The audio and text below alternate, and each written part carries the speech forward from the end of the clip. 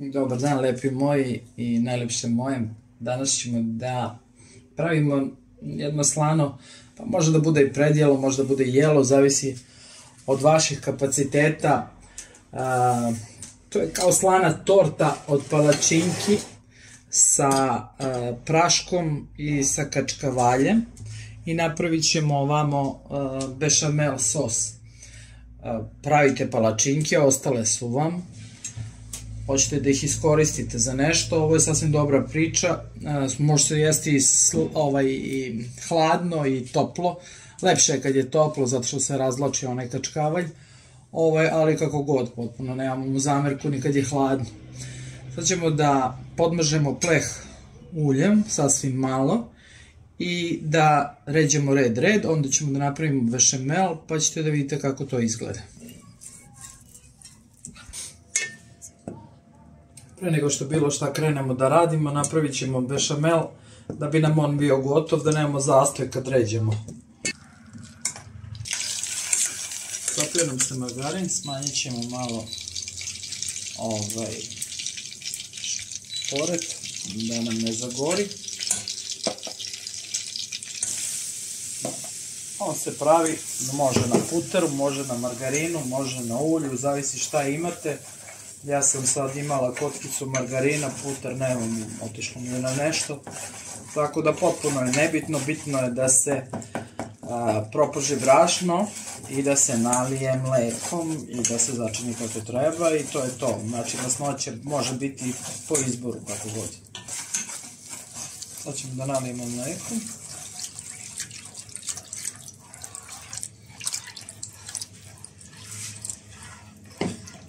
Samo da nam provri ovo da bi se zgusnulo i naš bešamel je gotov. Dodat ćemo malo soli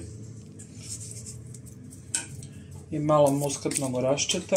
Ko ima, ima, ko nema, nikom ništa. Preživet ćete i bez njega. Lepši je šmek, onako malo orijentalni. Posle par minuta on se zgusnuo. Nećete, kad ovo budete radili, nemojte da se sklanjate od šporeta, brašno je to ipak i to za čas počne da hvata i da zagoreva, onda se prave grudvice pa nije baš lepo. Znači dok radite ovo nemojte raditi ništa drugo.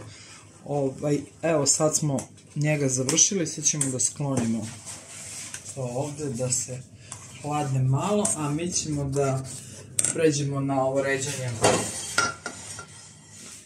Znači idemo palačinku ovako. Inače u izvornoj formi to se pravi u četvrtastom plehu, ali meni je četvrtasti pleh mali. Znači ja ću da ga pravim u ovom pravougalnom, koji će, mislim, biti ok. Evo ga ovako. Možda sam trebala još ovde. Znači stavili smo 4 palačinke, pola unutra, pola napolje.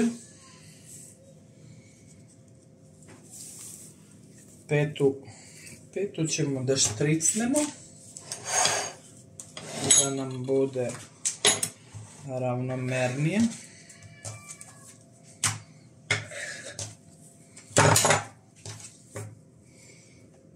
Evo ovako, ova dva dela ćemo ovde da tutnemo. Sad na to idemo prašku koju su vam isekli malo deblje, tipa kao za rusku salatu, znači na 2 mm. Idemo praška, idemo kačkavalj koji je i on sečen deblje nego standardno.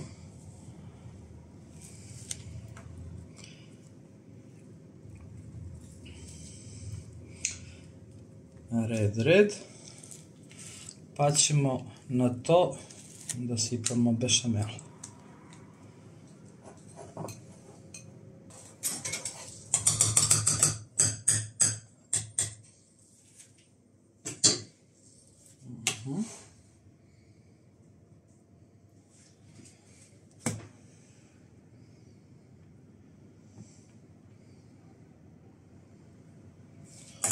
Da ga razmažemo nečim.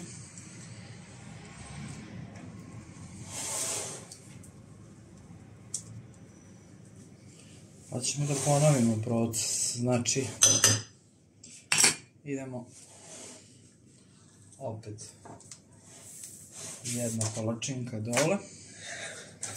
Ovo kad radim u četvrtastom plehu, onda ne sečem ništa naravno, jer ta jedna palačinka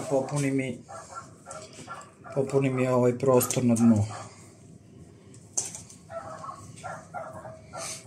Jedna palačinka, pa ćemo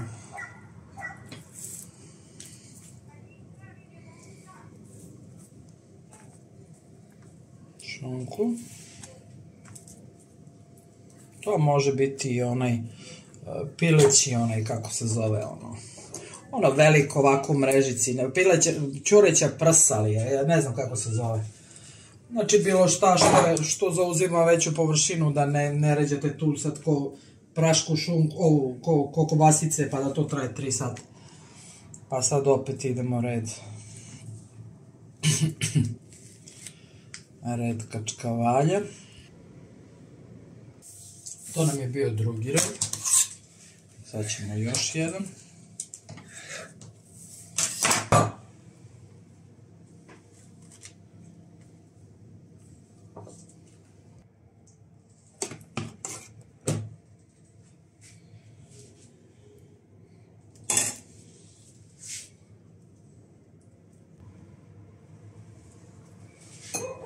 Ovako stigli smo do gore i ostalo nam je još malo bešamela tamo da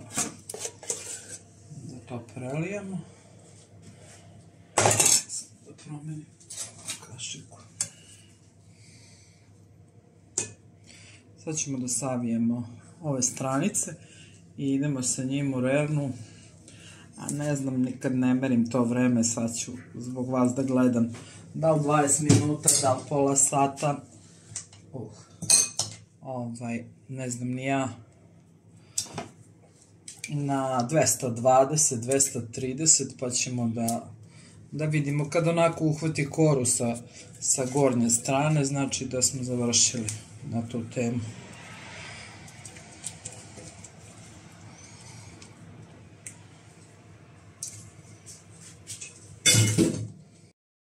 Stigli smo do kraja.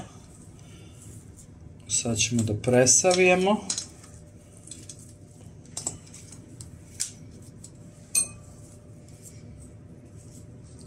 I da stavimo još jednu i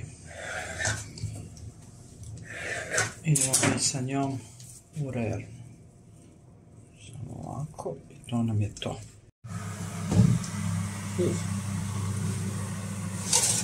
Evo, gledala sam na sat,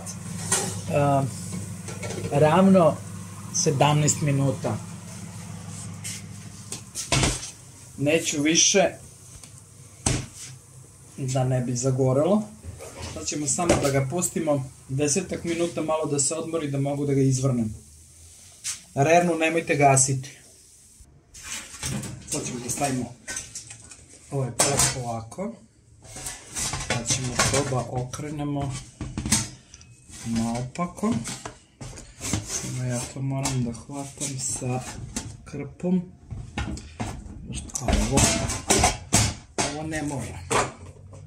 Treba samo da se uključi glava.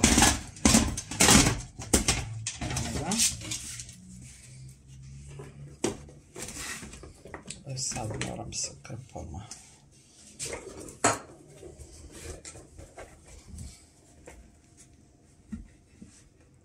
Ne mogu, čekaj, može tako. Evo ga.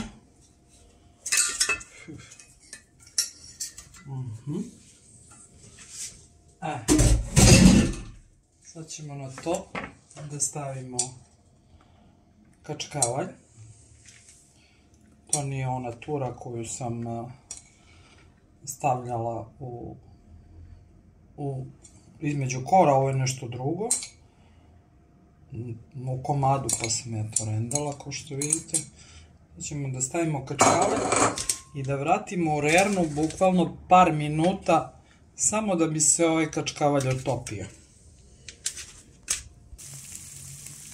Pa stvari stoje ovako. Mi smo greškom kupili u komadu kačkavalj za narendati poslan, nismo obratili pažnju da je poslan, dakle ovo je bio biljni kačkavalj, iz tog razloga se nije slio.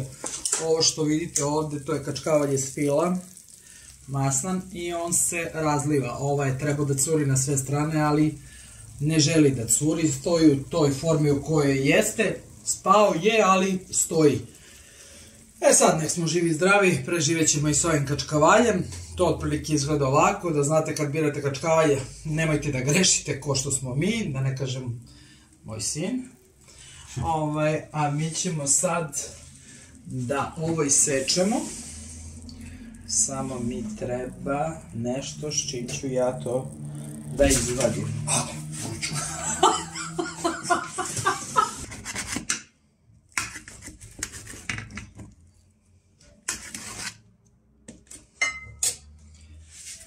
Ovo unutra bi bio kačkavalj, a ovo s polja bi bio kačkavalj, ali preključe. Drži mi ovaj plehtu.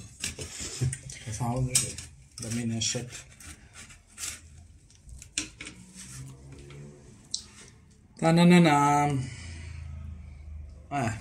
To treba ovako da se razliva i gornja kora, ali rekli smo iz već opravdanih razloga to se nije dogodilo.